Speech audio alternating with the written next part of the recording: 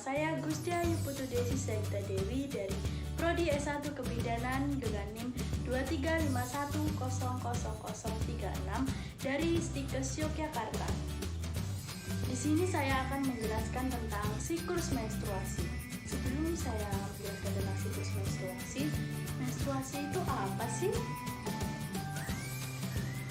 Apa itu menstruasi? Menstruasi adalah keluarnya darah dari dalam uterus yang diakibatkan oleh terlepasnya lapisan dinding rahim yang mengandung banyak pembuluh darah dan sel telur yang tidak dibuahi, disertai pelepasan endometrium dan terjadi setiap bulan. Nah, di dalam siklus menstruasi terdapat 4 fase atau 4 tahapan.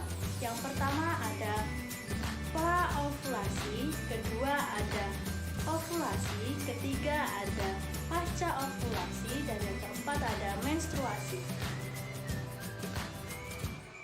Nah, pertama-tama kita mulai dari sini, yaitu fase pra-ovulasi atau sebelum ovulasi yang terjadi pada hari ke-5 sampai ke-13, di mana di sini terjadi kenaikan hormon FSH atau follicle stimulating hormone, hormon yang menstimulasi pematangan folikel. Jadi di sini ada pematangan folikel maupun folikel primer, sekunder, sampai menjadi folikel yang matang sekali, yaitu namanya adalah folikel de Graaff. Pada hari ke-14, folikel de Graaff tadi kan sudah matang. Di dalamnya terdapat oosit sekunder yang siap untuk dilepaskan. Maka nama lain dari ovulasi adalah pelepasan oosit sekunder dari folikel de Graaff. Kenapa isinya ini bisa lepas? Karena saat menjelang ovulasi ada kenaikan hormon estrogen. Saat menjelang ovulasi estrogen naik sehingga menyebabkan FSH-nya terhambat dan LH-nya atau luteinizing hormonnya ini jadi naik. Jadi yang naik ini itu LH-nya ya. Dan saat menjelang ovulasi dinding rahim ini akan menebal, tapi tidak menebal banget.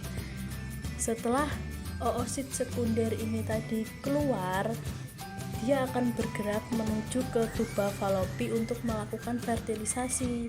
Di sana dia menunggu nih, ada fertilisasi enggak ya, ada sperma masuk enggak nih.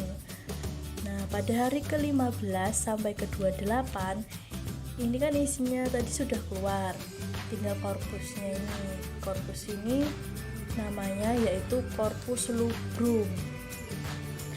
Corpus luteum ini akan berubah menjadi corpus luteum atau badan kuning. Kenapa bisa berubah? Karena adanya kenaikan hormon LH setelah ovulasi tadi.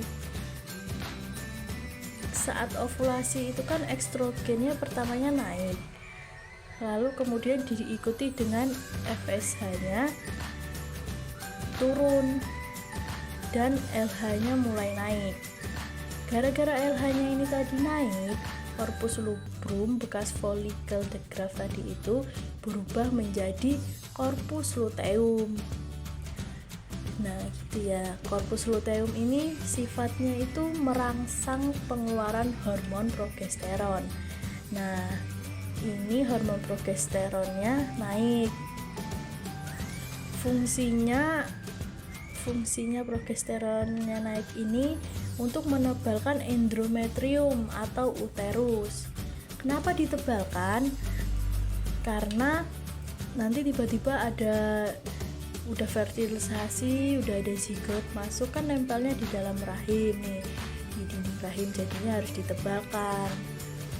Ketika tidak ada fertilisasi, maka corpus luteum ini tadi akan berubah menjadi corpus albicans atau fase menstruasi yang berlangsung selama 4 sampai 6 hari.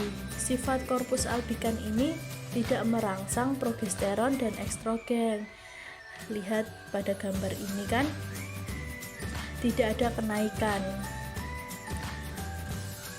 Adanya estrogen dan progesteronnya itu turun sehingga menyebabkan menstruasi. Terjadilah ini fase menstruasi ini.